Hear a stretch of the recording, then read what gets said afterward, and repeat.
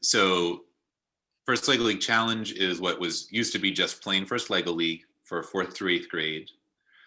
First Lego League Explore is what used to be called First Lego League Junior. And that program was actually split again. So it's now just for 2nd through 4th grade. There's a 3rd version called First Lego League Discover for pre-K through 1st grade. And as far as I know, we do not have any Discover teams active in the city right now.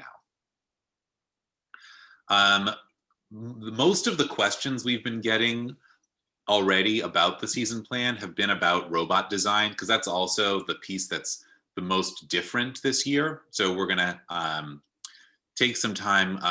Paula has been working on ways to do some programming of virtual robots in Scratch, and it's a work in progress, but she'll show us sort of what she's working on. Gloria is going to give a quick intro to Tinkercad, which is a tool for computer-aided design. And then we just sort of want to open up and hear from you what has worked, if you've started meeting with your teams already, so that folks who are not sure quite how to get started can hear your good ideas. And then as we close, we're going to see what sort of gauge your interest and schedule some follow-up meetings so that we can continue to collaborate with each other through the season. So I'll stop my share for now. And can we just popcorn around the screen real quick and say just your name and your school or team, and give us sort of a snapshot of where you are so far in the process of getting started, so that we know what's going on. My name's Michael. I'm a teacher at Central High School, and I am not a Lego League coach, but I do First Tech Challenge and First Robotics competition. We've been underway since September, and it is entirely different in every way from what we're used to. Lisa, can I pop to you? Sure. Hi, I'm Lisa Gilday from Sharswood, the Sharswood Robo Sharks. This is only really our 3rd year participating in First Lego League, but we have definitely gotten started this year. I set up a Google Classroom, which was helpful, and put up the rubrics and some videos there and some ideas for team building and core values. So far so good. Looking forward to hearing ideas tonight as well. And popcorn over to Tristan. I'm Tristan Wolf. I am actually with the Department of Navy, so you guys can kind of think of me as a resource for your schools. Many of you have got grants through my program, which is supported by the DoD STEM office. We also pair up STEM professionals with schools. So we have an organization of roughly half of the organization's probably scientists and engineers, and the organization's 2,700 people. So there's a lot of people, but finding those dedicated mentors sometimes difficult for the individual schools. So the more you communicate to me a need for mentorship, the easier my job is finding people for you, probably.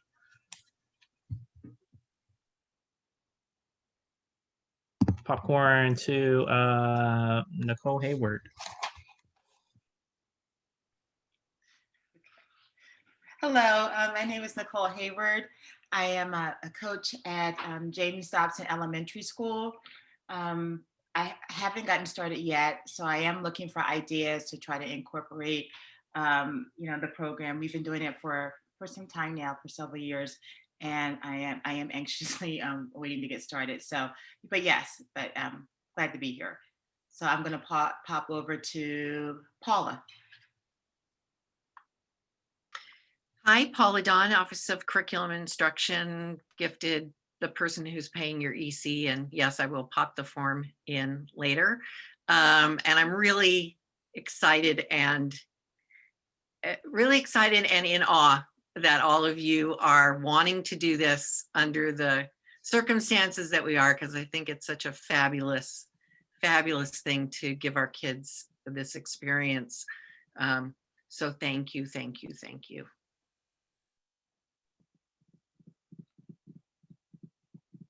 And let me pop over to Christine. Hi, I'm Christine Bush. I am a STEM specialist at Houston School in the Northwest as the K to 8. And last year I did my first Lego League group with the little ones.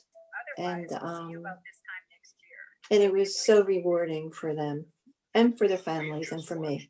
So I loved it. And I haven't started anything this year. So I'm here to just find out logistics and figure out how it works. So let's see who hasn't gone yet. Is it Laurie? Popcorn to Laurie. Hello, I'm Lori Crowley from Comley. I'm the technology teacher. I did the FLL 4th and 5th graders we did 3 years ago. And then the next year I did the juniors because we were very far behind.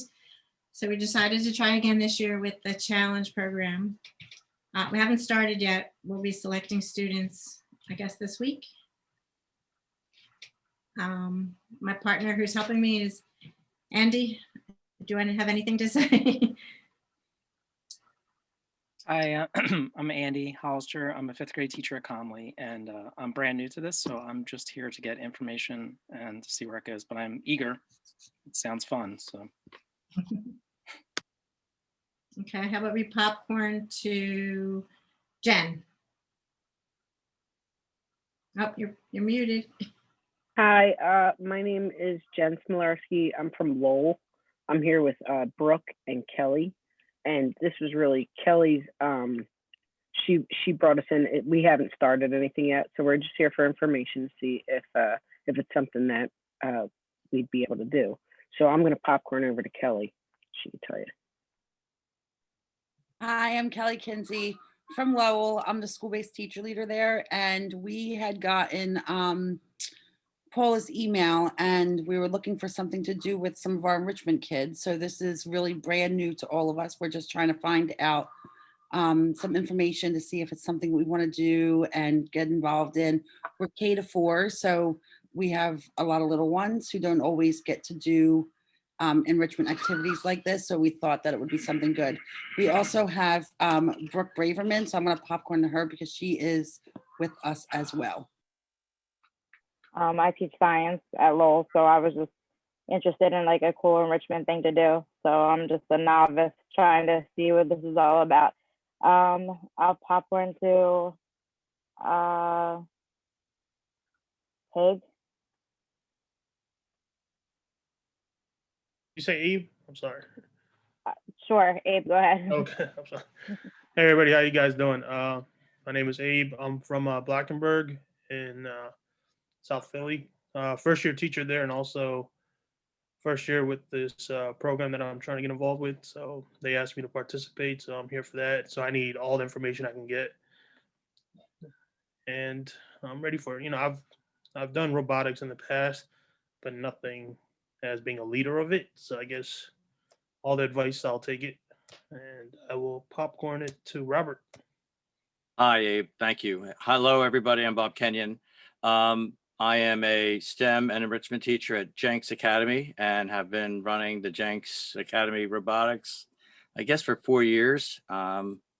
And yes, it is. It's almost essential to get a Google Classroom set up, and so you can start communicating with everybody, which also helps with getting their parents' emails too, so they know what's going on. It's hard to get my group together. I've had several meetings, but it's being attended by the same people that have expressed interest for the last couple of years, and now I have to go out and grab more, and it makes it a little bit more difficult. But if there's anyone who can help you out, Gloria is the one that has bailed me out for 4 years now. So hi, Gloria. Glad to see you in this position. I hope to be able to talk to you later on, one-on-one. Definitely. Where are we at? Michael, do you know who has not spoken up I yet? haven't spoken. I can go next, Bob. Stephanie, yes, go ahead. Thank you. Hi, I'm Stephanie. No problem. I'm Stephanie Kearney, and I'm the middle school science teacher at Penn Alexander. And we've run 2 teams for several years now. And this year, my co-coach has said that he won't be able to support because it's just too busy. And I haven't started yet.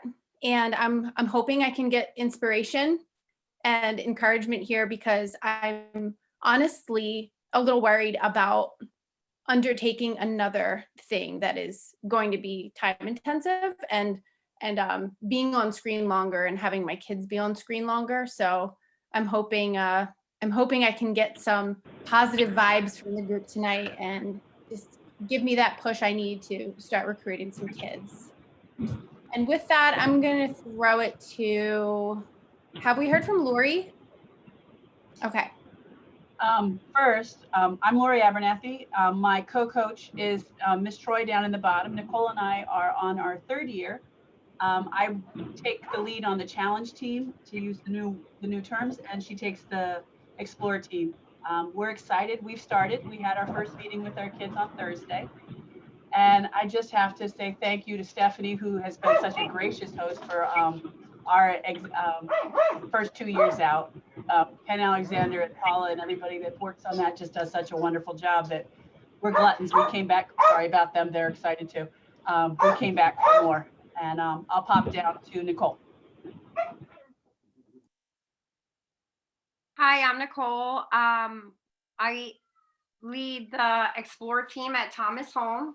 And she already told you, we had our first meeting last Thursday. So our teams are picked, classrooms are set up. And they all seem pretty excited. So we're excited about getting started and getting information. And I'm going to popcorn over to Peg. Did you go? Thank you so much. Hi, everybody. My name is Peg Harley. I'm the 6 to 8 science teacher at CW Henry. This is our first year with getting a team together. We're not totally together yet. We're working with coordinating meeting times after school because our debate team is very big and they take a lot of the time. I have a lot of interest and I think we're going to have a good team get together because we use Lego Mindstorms in class already and that's been a big hit. So I'm looking forward to meeting you all and I appreciate all the support. And I guess I'll popcorn down to Jen K at the bottom there.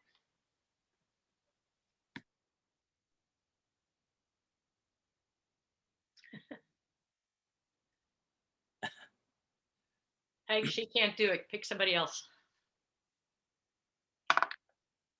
I could go next. I'm Jean Farrell. I'm from the AS Jenks School in South Philly. And we're going to be doing the Explorer.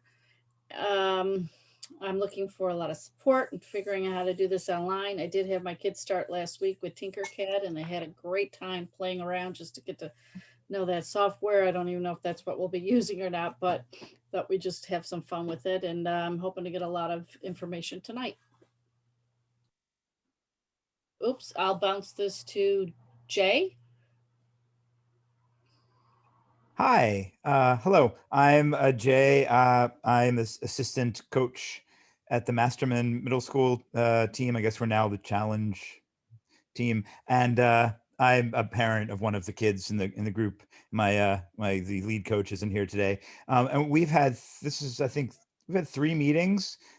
Surprisingly, we had a call out for new kids, and a bunch of them decided to join. So we have a few returning students and a bunch of really new, eager kids who all happen to be interested in programming and design. So we were definitely curious about how that will work.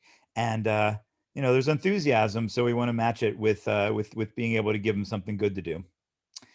And let me go to. Can I try now? Yeah, Jen, go ahead. Go ahead. Okay. Hi. Sorry, I'm obviously in the car. I am the library media specialist and gifted teacher at Anne Frank, and this is technically my 3rd year doing this, but because I've been doing it by myself, I still feel really insecure with it. I know Steph helped me our first year, and then last year we sort of had ourselves cut off, you know, mid-year, and so everybody graduated who had anything to do with it from my school because we're K-5, and I'm taking on the lower and upper level teams for grades 2 to 4 and 4-5. It will most likely be 4-5 and 2-3 at my school. I'm not quite sure how I'm going to work it other than 2 days after school, and I haven't quite started yet, but I've been talking it up with my enrichment class, so we're going to start there. And I have a list of kids I have to sort of sift through for the lower level, because obviously I don't see them, so it's a little bit different this year. And I can't see everybody, so I don't know if anybody hasn't gone, but please feel free to unmute if you haven't, because I can only see a couple people. I can go. I'm Odamas with Independence Charter School, where it's a middle school that we're doing, so it's the challenge, I guess. So having the new terminology, we have started already. We started back in November, and we try to pull together as many former team FLL people that we had before, and we were able to put together out of some former what used to be the junior group and 2 actual teams. We were able to put together finally one team. We started with 9 kids. We've been meeting virtually through Zoom. We're down to 5 who really want to stick to it. They're all 4 of them are in 5th grade, and one of them is an 8th grader who's done it for 6 years. So he's kind of leading. We kind of give him the challenge to lead the group. But we're excited to be doing it still. We haven't figured out the good thing is, because we have so many of the teams, we were able to actually deliver like Lego EV3 robots to each family to kind of play with. Not necessarily all the parts there, because over the years we've lost little pieces, but it's been working pretty well that way. We don't know how it will do any of the robotic challenges or anything like that until we're able to go in person.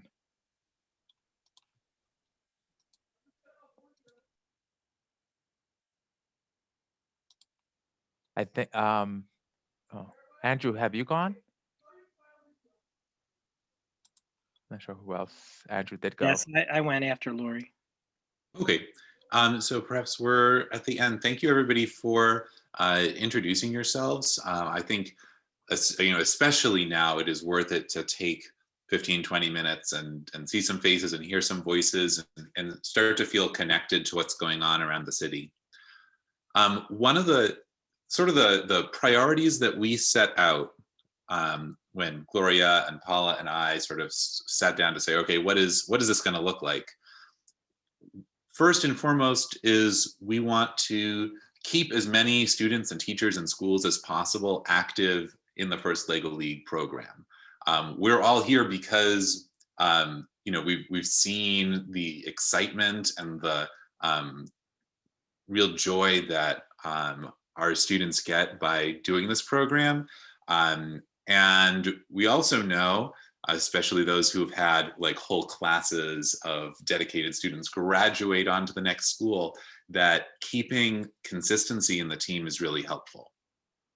So by sort of powering through this year and making sure that something happens that we can point to and say, yeah, we did FLL that year, is going to make it all the more easy for us to come back into full swing once we're able to be back in our buildings. So in order to make this possible, we're trying to exercise some out-of-the-box thinking, to think about what are the core elements of First LEGO League that we want to make sure that we preserve, and what are the things that we can do away with and not worry about that are going to get in our way. So my first thought, of course, was the core values, right? Everything that is First LEGO League is about living out those core values. I know there are some folks who are new to First LEGO League or new to First. I dropped a link in the chat a few minutes ago that will take you to the list of those 6 First core values. And so as we think about how we adapt the first Lego League programs to this year, as long as we're giving our students an opportunity to practice and build up those core values, we're doing it right.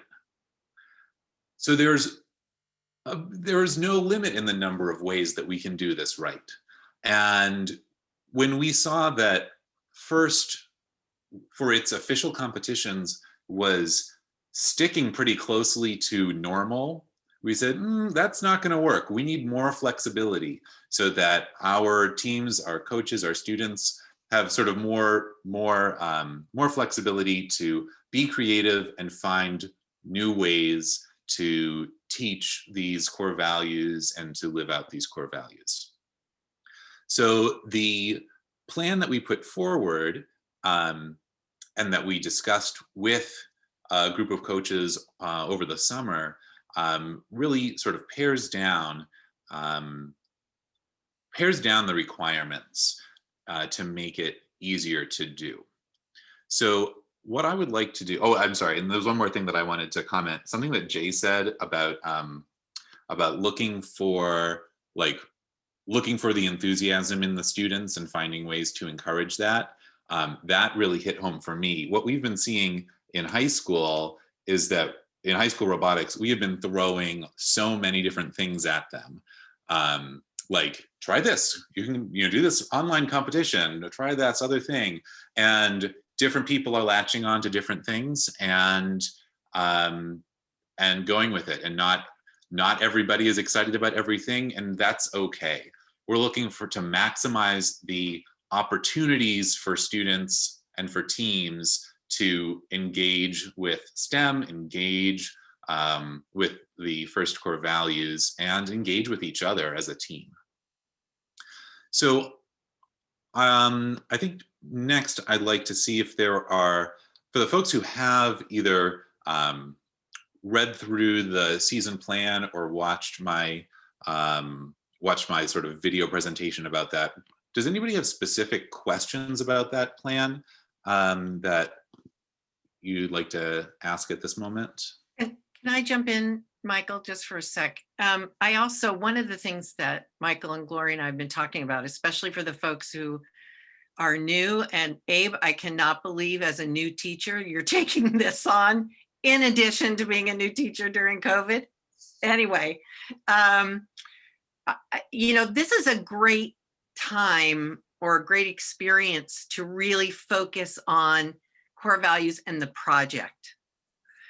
If the whole robot thing, and Gloria and I are going to show you some ideas, if that's like, I can't get my head around this, or I'm going to position it in a way that is not going to be part of our expo, it is totally reasonable to focus on the project and the core values. And the project's actually my favorite thing because I think it really brings together all the design principles and that sort of thing. So we have an opportunity here, especially for the folks who are, well, everybody's overwhelmed, but especially for the folks who are kind of new to this, that this is a great way to just kind of focus on two areas if you watched Michael's presentation. So I just wanted to throw that out there. Yeah, thanks, Paula, definitely. And I know that especially for new coaches in a regular year, feel very overwhelmed having to do both the robot design and the project and be prepared for core values. And so this opportunity to focus on 2 instead of 3, I think is a good opportunity. So let's open up then if there are particular questions about the plan. Go ahead, Lori.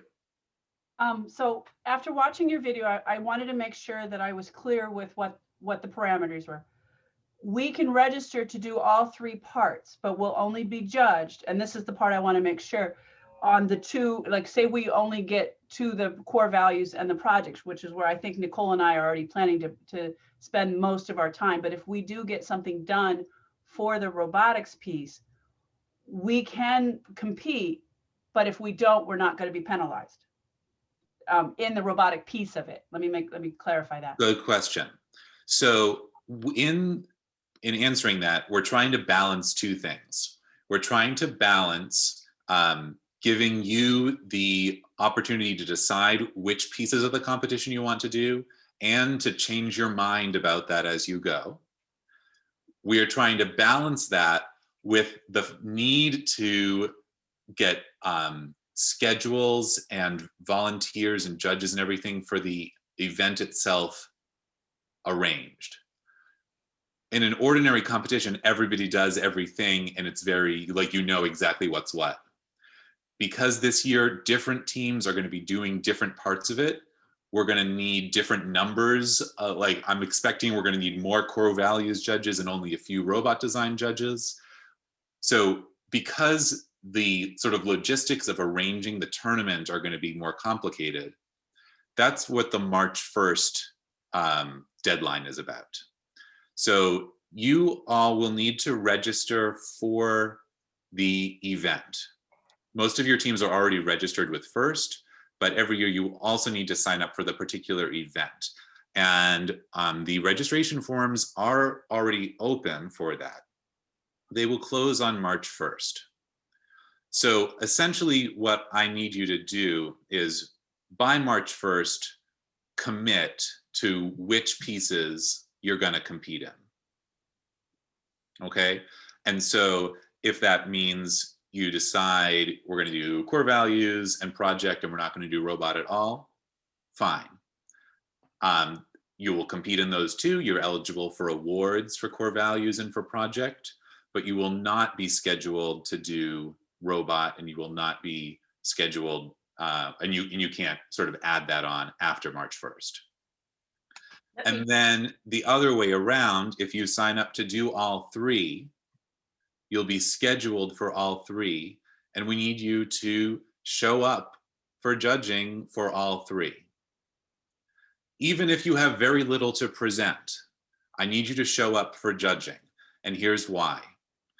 In recruiting judges, in recruiting volunteer judges to run these, to do the judging at these events, the one thing that makes judges feel like they're wasting their time and makes them not want to come back is when they're sitting in an empty room and the team doesn't show up, right?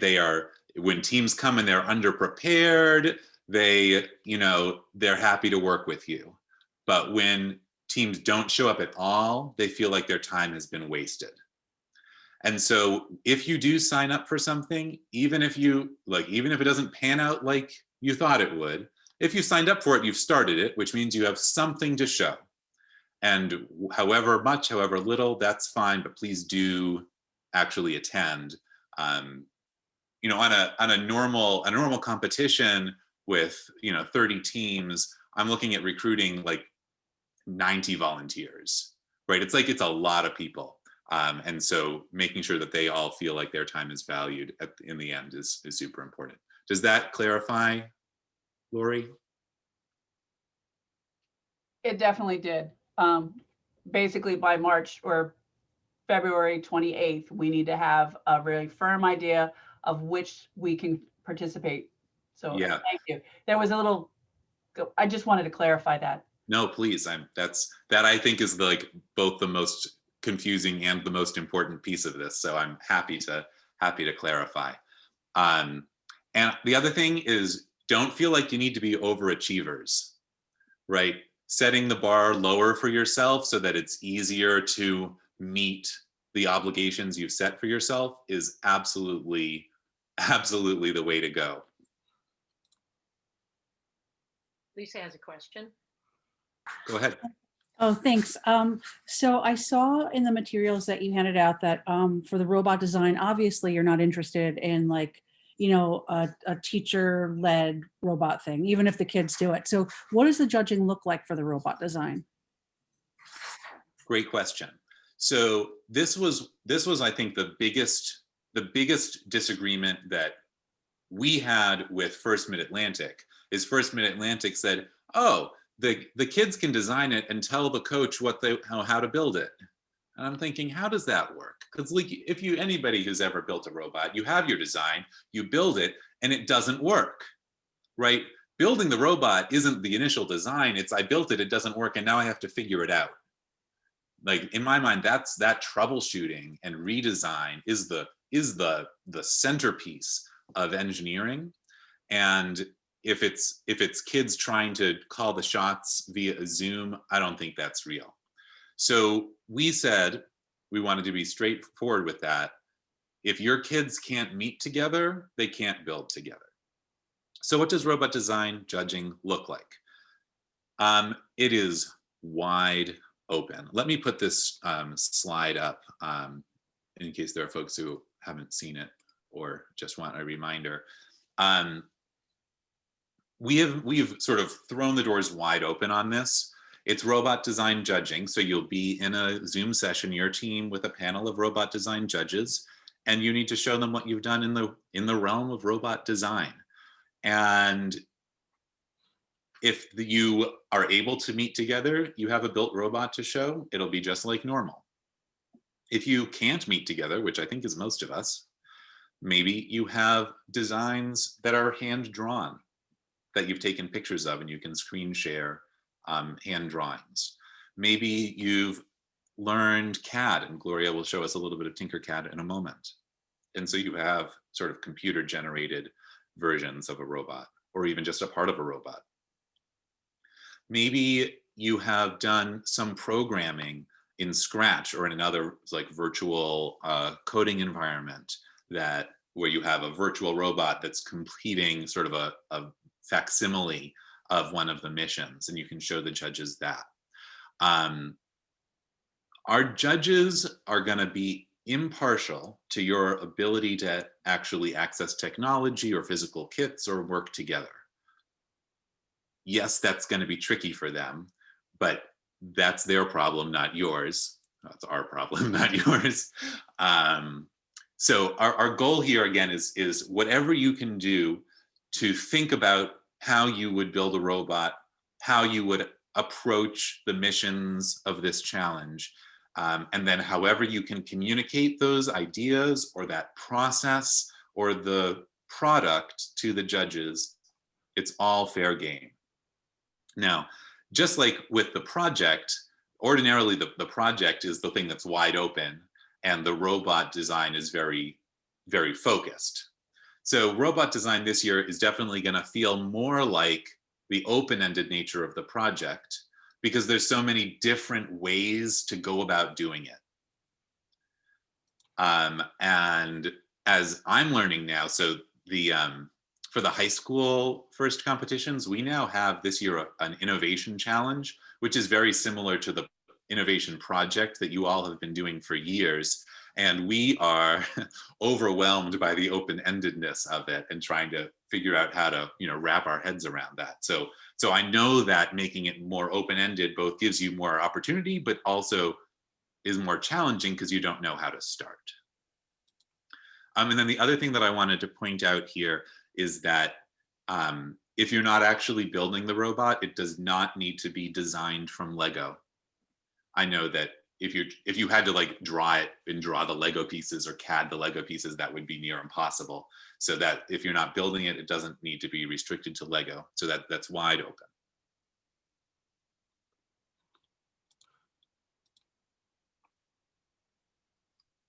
Are there other questions? And I need to just add, because my spidey sense starts going, that if you are a school district team, we cannot support your kids getting together to build, right, as a school district team until the district is open. So I just need to put that out there. So just as a follow-up question with the building a robot and how that's wide open, are we sort of focusing on the missions that First Lego League sort of traditionally has, or is that a little open as well? Yes, if you're designing a robot or robot pieces, it should be related to this year's challenge and this year's missions. But again, you don't need to design for all of them, right? If you just want to design one mechanism that does one mission, fine. But yes, please do because also that will give the judges some context for what it is that you're doing. And when it's my turn, I'm going to show you, I took a little different spin on that using Scratch and programmed one of the missions for just a little sprite, and then did a couple of other things that I hope will be okay, but I'll show you that when it's my turn on the agenda. Are there any other questions about the plan?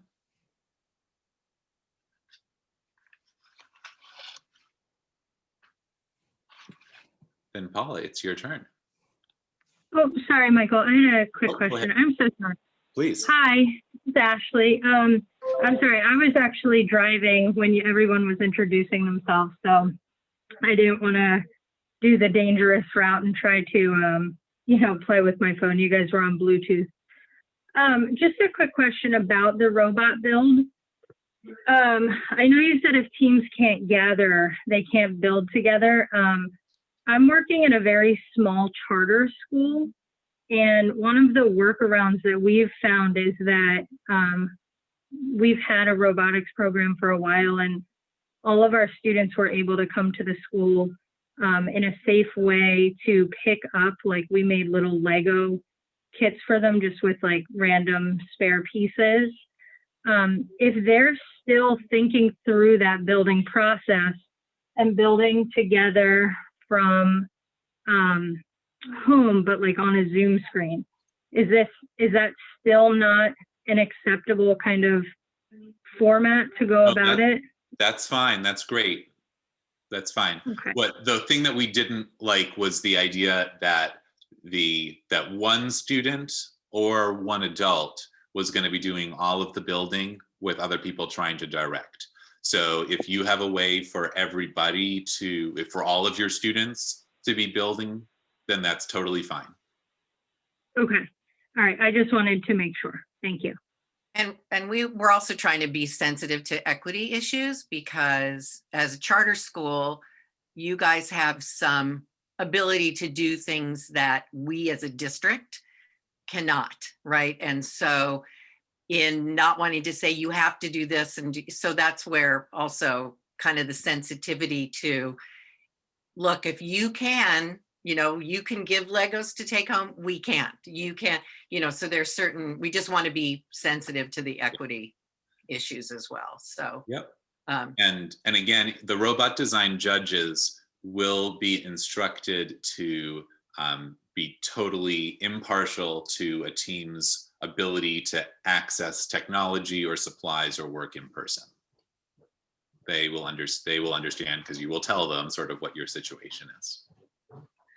So I'll show you what I did, and there's ways that you can go in and get it and remix it. But I also want to say that if there are teams here that have not registered with First Inspires yet, you need to do that, and you need to make me your team administrator, because then what I can do is generate your invoice. Sorry, not charter schools, just district schools. I can generate your invoice and get the challenge kit sent to you. So you'll put in your school, but your home address. And so I don't think like Lowell, I don't think you're in there yet. I don't know, Blankenberg, I don't think I've seen you in there yet. So PDON is my email, and you can email me and we'll get that straightened out. So, so I happen to love Scratch, having been an old logo programmer from way back. So I thought, let's see how we can use Scratch. So I took a different approach. My first one, and you'll see I have 3 little programs here, projects that you can go grab. They all start with SDP FLL, so you can search for that. The website is scratch.mit.edu. So this first one was my first one that I tried. Come on, Verizon. And what I decided I was going to try to do was look at the mission and not look, I picked up a robot that is part of the sprite library because I was trying to do this quickly. And I looked up the mission. I used the replay mat as my background. And one of the missions was actually flipping a tire. I don't know if you can see the tire there. But when I press the go button, the robot is going to go up to the tire. And using the magic of digital whatever, he flips the tire, or she flips the tire. Come on, flip the tire. It worked the other day. So it's not working today, but you can then, if you haven't worked in Scratch, you can go back here and grab the code for it. Probably somebody was hiding when they shouldn't. And if you need some help with Scratch, I'd be happy to help you with that. I've got some of my robots. These are all little sprites so that I can program them. So that's a mission. So the other thing I tried to do was thinking about the project and the spirit of the missions. It's about gaming, right? It's about creating games that kids can play. And by the way, with Scratch, with the robot, the FLL replay one, you probably could build a robot using different pieces. I didn't have the patience or the time to do that, so I didn't. So then I decided to do 2 games that have nothing to do really with, well, this one doesn't really have anything to do with inclusion or anything. It's just an example of programming a game.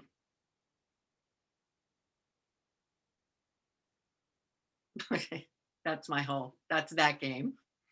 And then the other one I just did, thinking again about inclusion. I have a sprite with a little one in a wheelchair and somebody else, and all they're going to do is play catch, right? Just as an example of how you can use the Scratch environment. You can go get these. You can make a copy of them. You can, do whatever. What I haven't found out yet is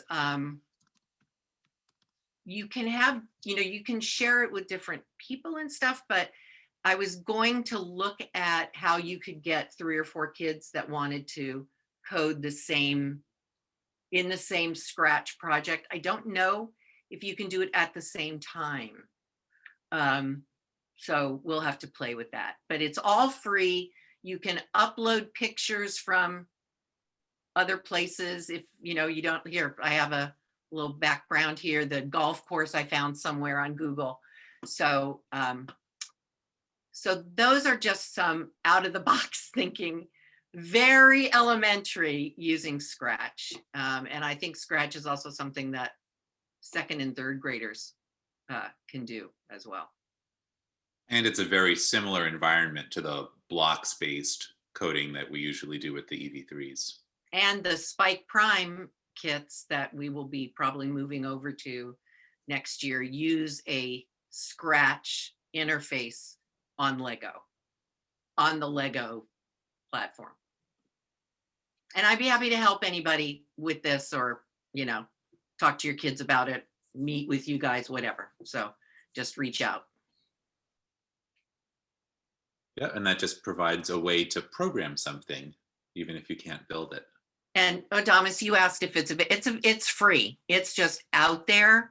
You can go get, if you want to go get it. I mean, they're all our kids. So feel free to, if you go to Scratch, make an account, search for it, and just start it with SDP FLL, and my 3 little projects will come up, and then you can make a copy and do what you want with them. All right, Gloria, can you give us a little taste of Tinkercad? Sure. I'm not going to do too much for you guys today, but let's see.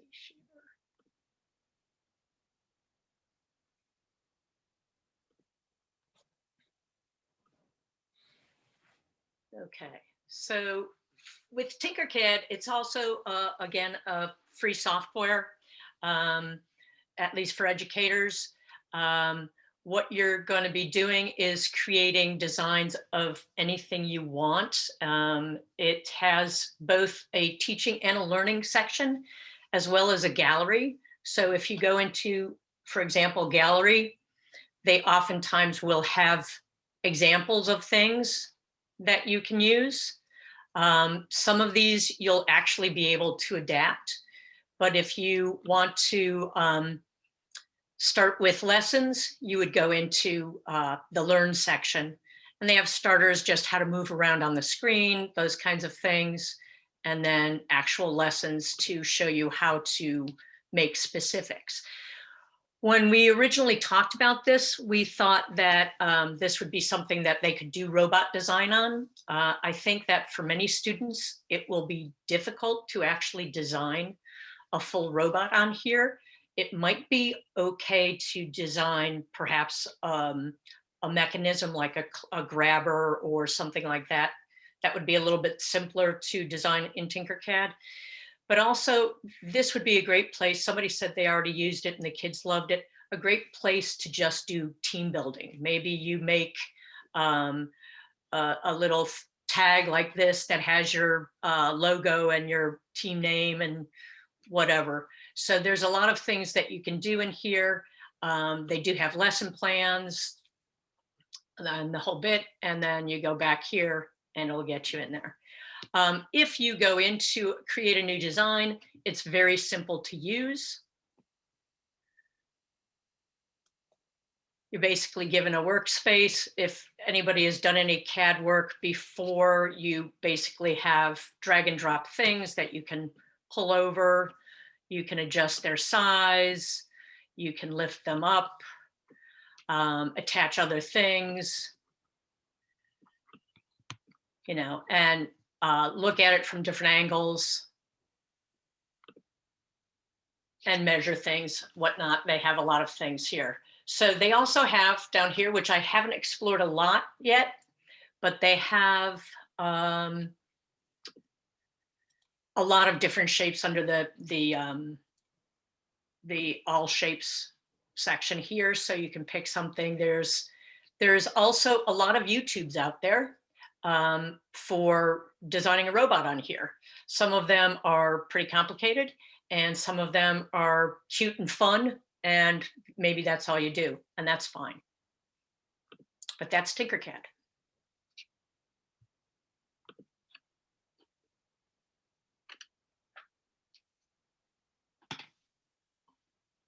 And I am trying to get some of my students at Central to put together like a first couple lessons or activities to do with getting started with Tinkercad. We'll see how the follow through is. but if I can get that out of them, I will definitely share that with you. And just as an FYI, many of the students, the high school students, have requested the task of coming out and helping teams. So if you're interested in having a high school student come in and talk about their experience or whatever, many of them have done like a league before, and they would be happy to do that. So you can shoot me an email if you're interested in having a student come. A few other thoughts that come to mind. As we were talking here, I know I answered a question before about whether the robot design judging needs to be specific to the First Lego League Challenge missions. That is certainly the plan, though I am wondering at the moment whether it's, I don't know, we should talk about this offline, Gloria and Paula, but whether it makes sense to open that up so that if, so Paula was looking at, Scratch simulation of a game, right? So if your project is designing some sort of game and then you have a virtual Scratch environment playing the game, can you submit that code, that sort of virtual thing for robot design and say, look, we learned to code. So I don't actually have an answer to that. I just wanted to share that I'm thinking about that. And then the other thing that Gloria and I were talking about this morning was about whether, and this is sort of related. So for high school students to visit other teams is so much easier this year than in years past, because I know my students, when they go to, to another school to mentor, they spend an hour on the bus, and then they arrive for the last 10 minutes of your meeting, and then they spend another hour on the bus to get home. Whereas when people can just log in from anywhere, that goes much faster. And that also raised the question about whether if there are teams, if there are Lego League teams that feel like, they have not enough students to have critical mass, could teams from multiple schools combine and work together? And certainly Gloria and I have no issue with that. I think whatever gives you more energy and a better sense of possibility, we're all for it. Though I would just say, again, as I did with Lori's, like any decision that you're making about how you're going to compete needs to be made and done by March 1st. So if you are currently registered as 2 teams, but you're going to combine forces and compete as 1 team, then register for the event as 1 team. Otherwise, great confusion will ensue. All right, I'm looking at the time and we should be wrapping up here. Michael, I was kind of thinking as I was doing this. Oh, you froze.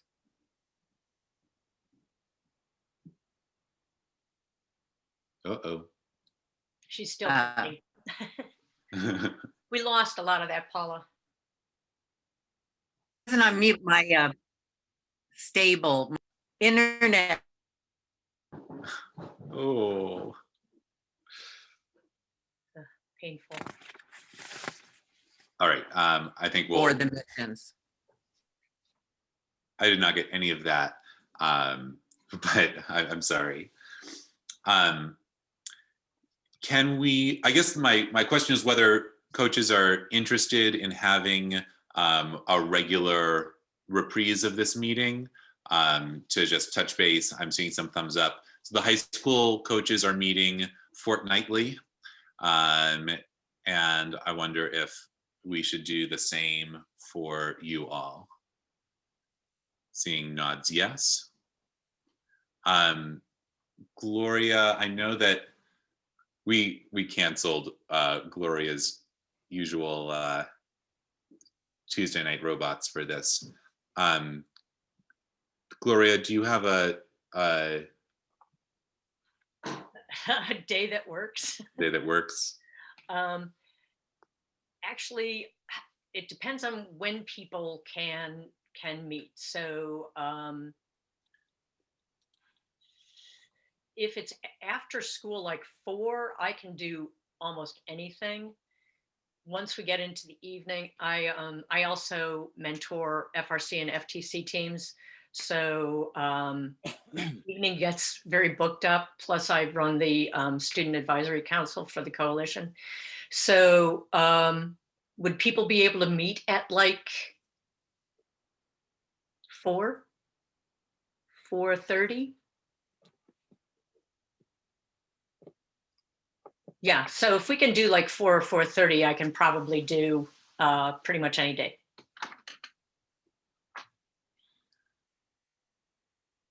Except today. Okay. So, Is Tuesdays at 4:30 reasonable? I would probably have to bump the Onshape meeting, but I can bump that just by a half hour. Okay, so let's do that then. So this will be every other week, Tuesdays at 4:30, and we can use the same Zoom link that we're using right now. But Gloria will send reminders, and that way, by 2 weeks from now, everybody will have had their first meetings, if you haven't already started, and we can see what's working and share ideas and support each other. If there is anybody who would like some help with just, very specifics how to get started, I'd be happy to help you out. Shoot me an email. I can meet with you, again, during school or whatever, but evenings become a little crazy. So yeah, just shoot me an email. All right, thank you everybody for joining us, and look forward to an awesome season with you all. Have a great night. Thank you, Michael. Bye, everybody. Have a nice evening. You too. Bye, thank you. Michael? Yes. Hi, I'm Nicole. I just have a quick question. Do you know when they're going to have sort of like the quote unquote competition, or when we're going to put this all together, so I can reach out to my class from last year? I'm a second grade teacher, but I'm pretty sure I'm going to recruit some of the children that are in the third grade, just to give them, that's a touch base, I would say. Yeah, March 1st, or excuse me, May 1st, the other M month, May 1st is our competition date. And so you're talking second, third grade, so you're talking Explore. Yes. And that will all happen on that Saturday, May 1st. Perfect. For the FLL Challenge folks, for the 4th through 8th grade, the judging is going to happen in the afternoons, evenings in the week before. And then there'll be like the award ceremony on the afternoon of May 1st. Perfect. Yeah, one more question, then I'll be done. The children that I'm thinking about, I know that they're currently participating like in pods because their parents are, a lot of them are SCP teachers, so they're in pods, so they're together in a sense. So will it be okay for them if I gave them some Legos that I had from last year for them to kind of actively construct and work on certain things as I meet with them? Because I think there's a good number of them that are actually like they're in two different pods, but but groups of 3. Actually, it kind of works out that way in a sense. That's totally fine by me. Okay. I know that from the essentially from Paula's stance as the school district, for the school district of Philadelphia teams, you cannot be more in person with your Lego League team than you are with your school. Okay. But if you're already together, then by all means. Sounds good. Okay. All right. Thank you so much. I appreciate it. Have a good evening.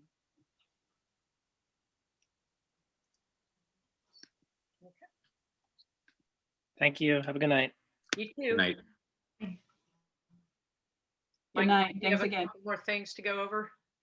Oh, I just wanted to run that question by you, and whether it makes sense to sort of throw it open and say like anything that is a display of like technical engineering skill, whether it's programming or CAD, can be presented in robot design, even if it's not related to the mission.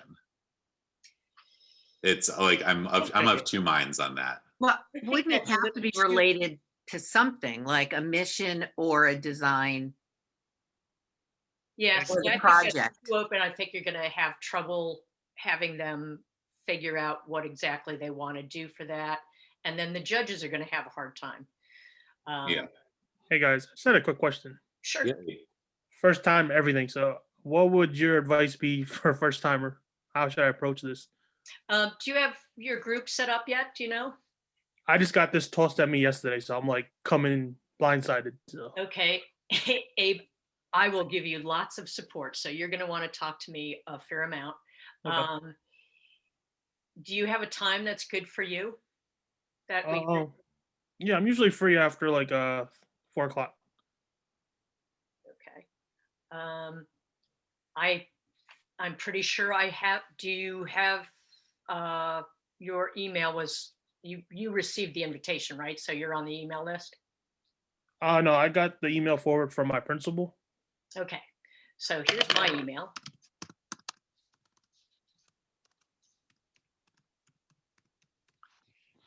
And my phone number. And we should connect. The first thing you probably want to do is pick, so these teams are usually 10 students. If you can manage to get 10, that's great. You'll want to go on probably firstinspires.org to get the information. And I think that was in one of the slideshows. But send me all your info and I'll get you going. And I'll show you exactly how to start your first meeting. You'll be good. Thank you. What grades are you teaching? So our school is from K-8, but I teach 7th and 8th. Okay. Cool. Great. Thank you, guys. You'll have fun.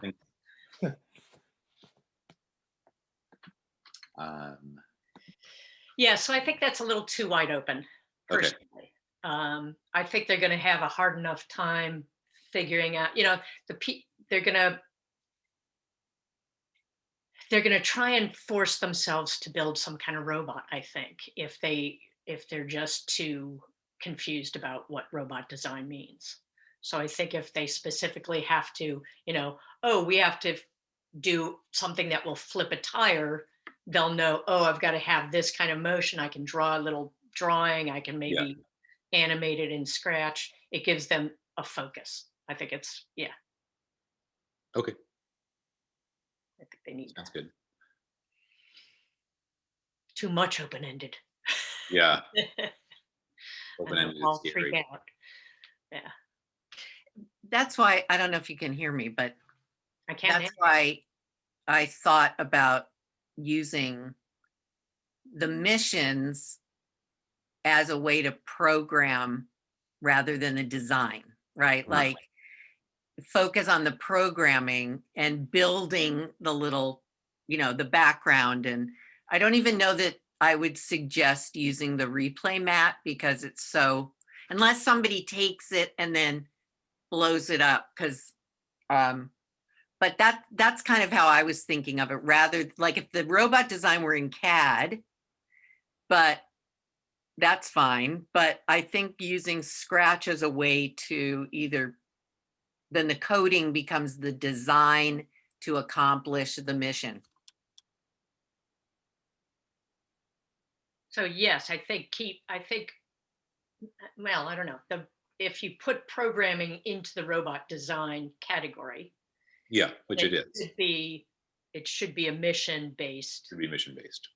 So the only problem with it is, the only challenge with it is that some of the missions are really cannot be done in 2D. There was one about I don't know, a slide or a monkey bars or something. And I was looking for the monkey bars and then I was trying to figure out, like, I don't know that all of the missions. They don't need to do all of the missions. They can pick and choose. And that might be part of their decision process is, this one doesn't lend itself to Scratch. I'm not going to do it, which gives them the ability to eliminate some stuff, which I think they're going to need to do this year. They can't, it's got to be simpler. So what about then? So we're not going to like I did the little golf thing and the throwing the ball. Those are not missions. Right.